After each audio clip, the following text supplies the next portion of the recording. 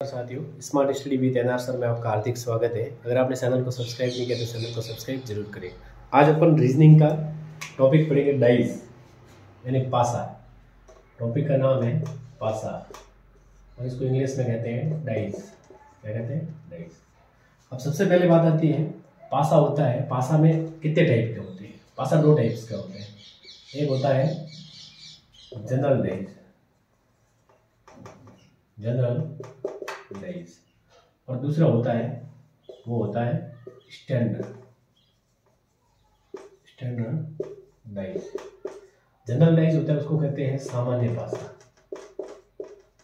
सामान्य पासा। और स्टैंडर्ड डाइज होती है उसे कहते हैं मानक पासा, मानक पासा। अब जनरल डाइज क्या होता है? फर्स्ट जनरल डाइज यानी सामान्य पासा,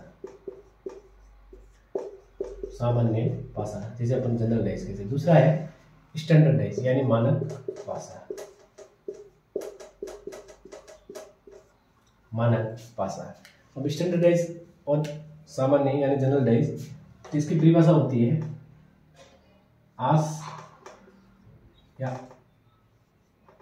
अगल बगल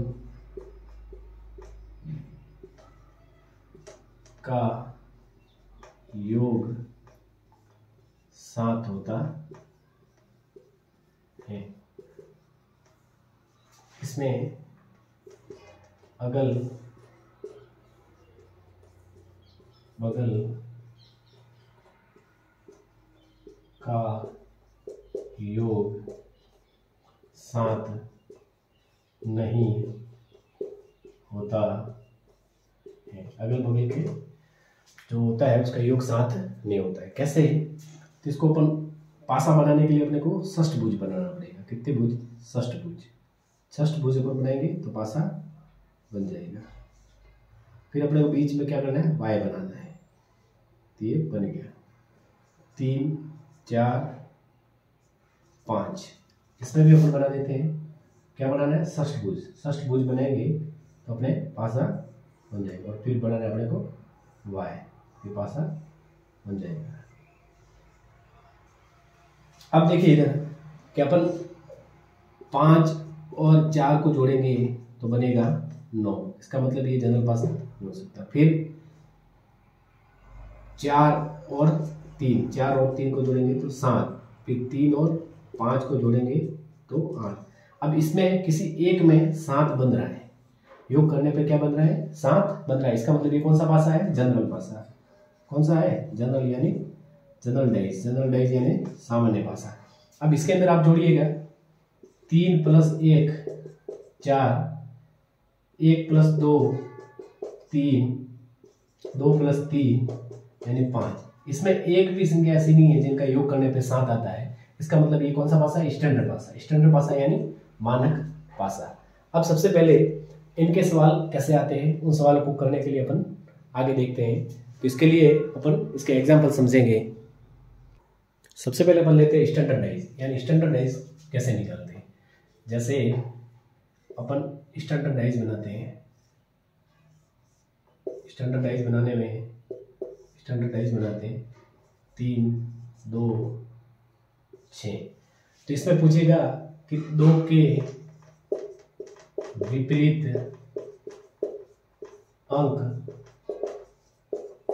कौन सा है। आपने को पूछा है कि 2 के विपरीत अंक कौन सा है।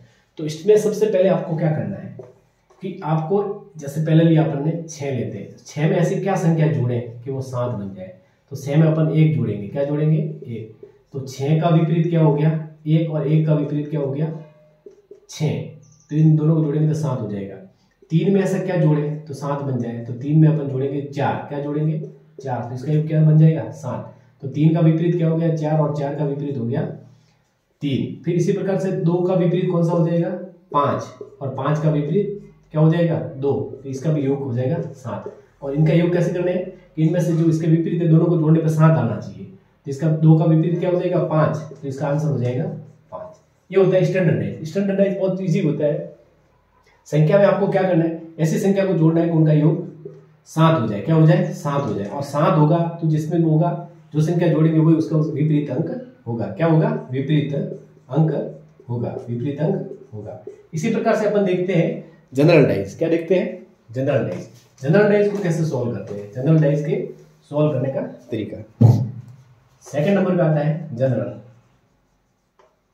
जनरलाइज यानी सामान्य पासा, सामान्य पासा, जनरलाइज।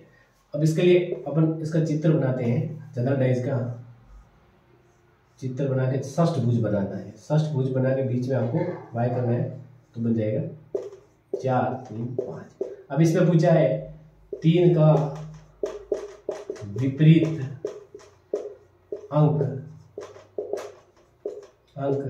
क्या होगा? विपरीत अंक क्या होगा? 3 का विपरीत अंक पूछा है तो आपको क्या करना है? 3 है, इसके लिए अपने को 2 डाइस बनाने पड़ेंगे। कितने डाइस बनाने पड़ेंगे? 2 डाइस बनाने पड़ेंगे। 2 डाइस बनाने पड़ेंगे।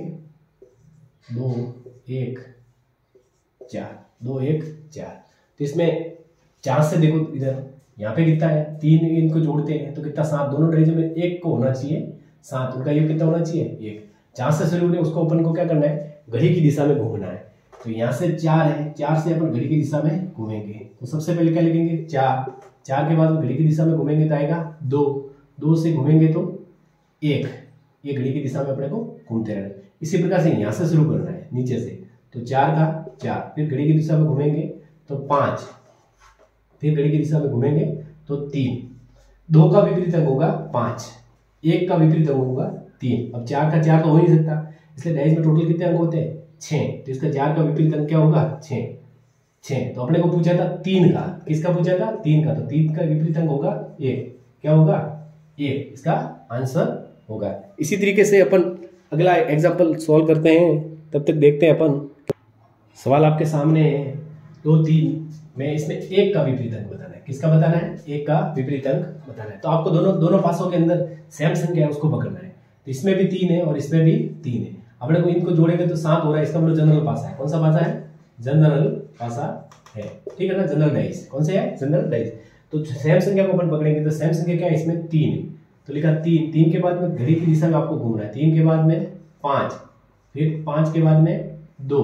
इसी तरीके से इसमें भी।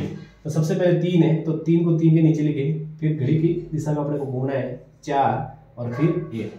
तो 3 है, देखो 5 का विपरीत हो जाएगा 4 और 2 का विपरीत हो जाएगा 1 और 3 का विपरीत क्या बचा? 6।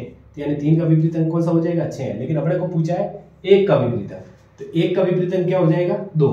ये इसका आंसर होगा।